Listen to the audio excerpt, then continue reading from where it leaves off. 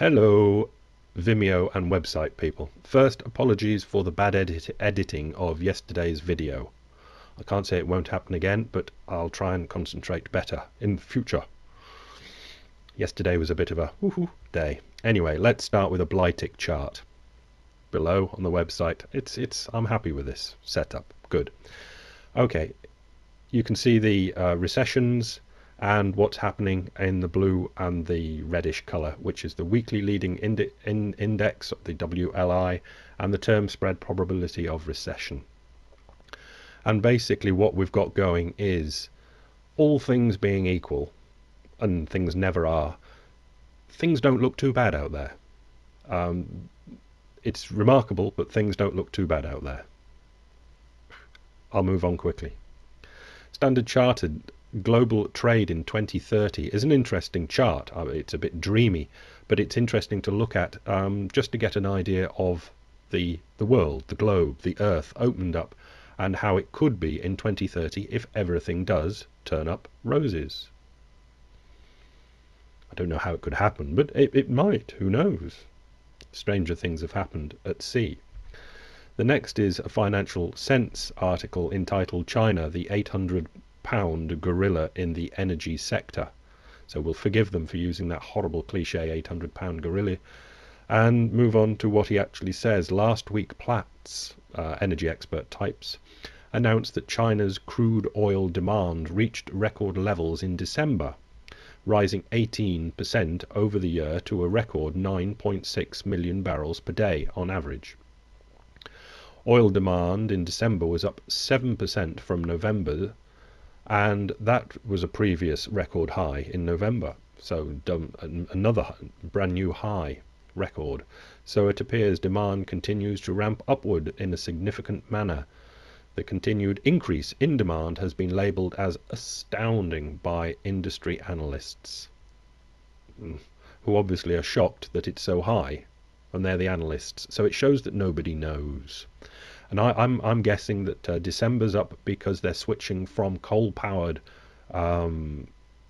electricity making to diesel, oil-based electricity making because of these floods in Australia and other problems. But who knows? But there's no doubt about it, China is starting to suck it in. 9.6 million barrels a day. I think the United States has gone through, so that's about 10. And I think the United States is on about 20. Telegraph Co. UK, Saudi Arabia says OPEC will boost oil output to satisfy demand. Saudi Arabia has promised that the oil cartel OPEC would boost oil supplies to meet demand and maintain healthy spare capacity as rising prices continue to send alarms around the world.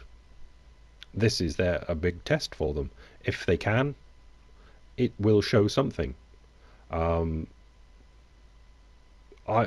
doubtful, but the whole oil industry is a mystery to industry insiders. There just isn't the information available, so it's very hard to certainly think you're definitely right. So everyone should be prepared to be wrong on these things.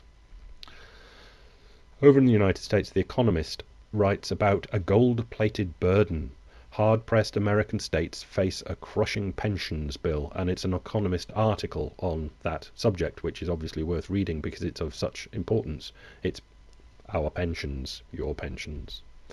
I'll just pull out one chart to put on the site, which is unfunded on their own reckoning. So according to the states, we've got percentages up the side to make up the 100%, all states saying how they're doing. About 10% say they're absolutely no problem, 100% funded. Over 30% say they're between 80 and 100% funded.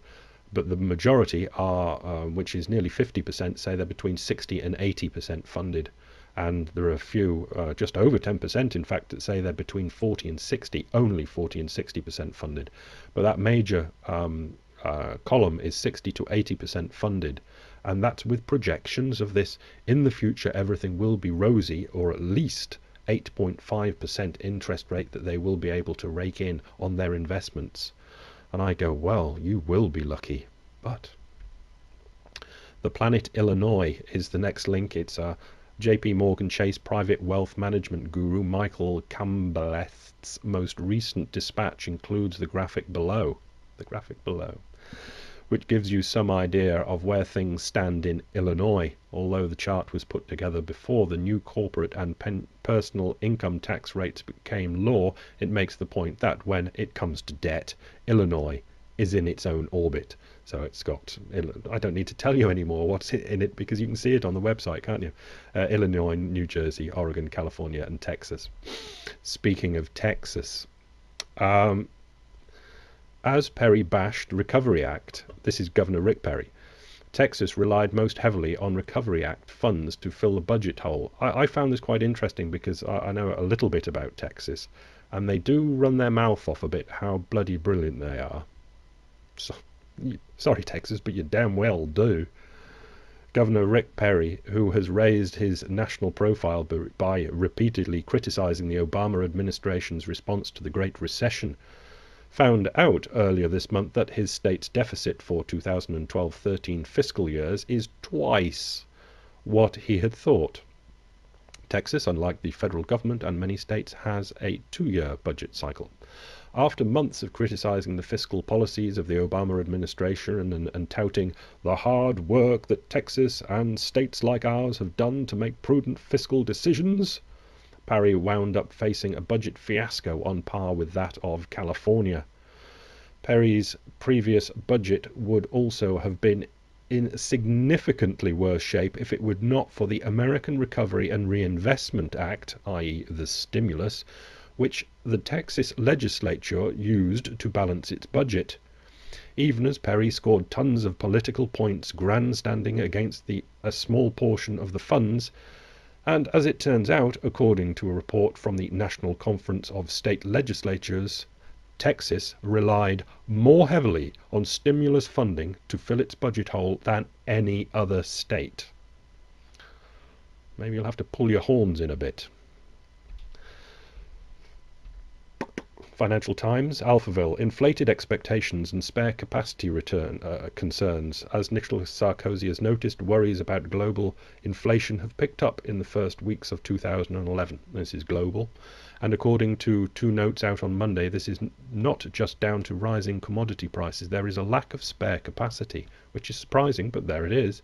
That is being reflected in rising core inflation and increased expectations. When you've got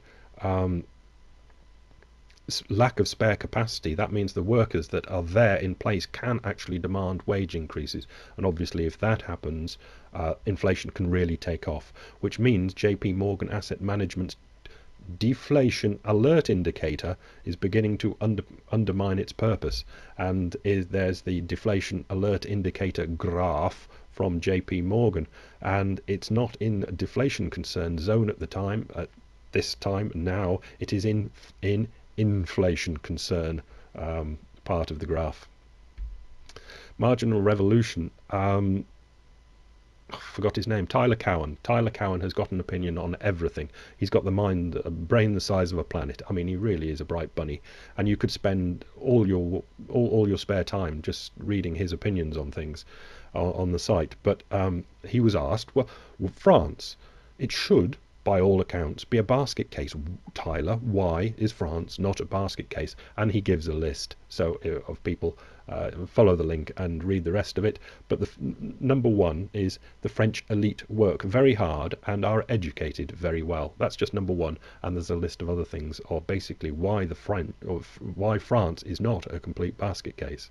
And it's quite interesting reading for those interested in France and other things. I'll finish with Lucy Kellaway because it's a throwaway thing, but I read it and thought it affected me anyway. I thought about it for a while. She writes, this is for a blurb for her article in the Financial Times, pointless conditions should not apply.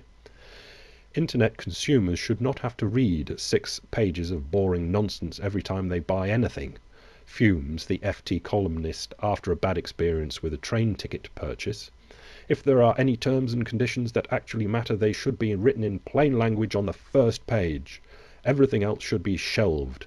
Just in case there are any lawyers out there who do not understand my point, let me make it easier for them. Terms and conditions means terms and conditions, and pointless means pointless. She's obviously had a bad hair day on this whatever problem she had, but it does show that we can all agree with her completely, but then it's buying a train ticket. And, what if it's the 822 doesn't come in till 824, or it doesn't come in till 1436? Should there be reparations? Or if you can't get to the train on time, I mean, for whatever reason it might be, you might fall pregnant on the way to the station or something. It's life, unfortunately, is a very, very complicated affair, and sometimes it can't just be written in easy to explain simple phrases on the opening page. We have to delve deeper, and when we do delve deeper, unfortunately, all we find are more complex problems. But that is life. Bye.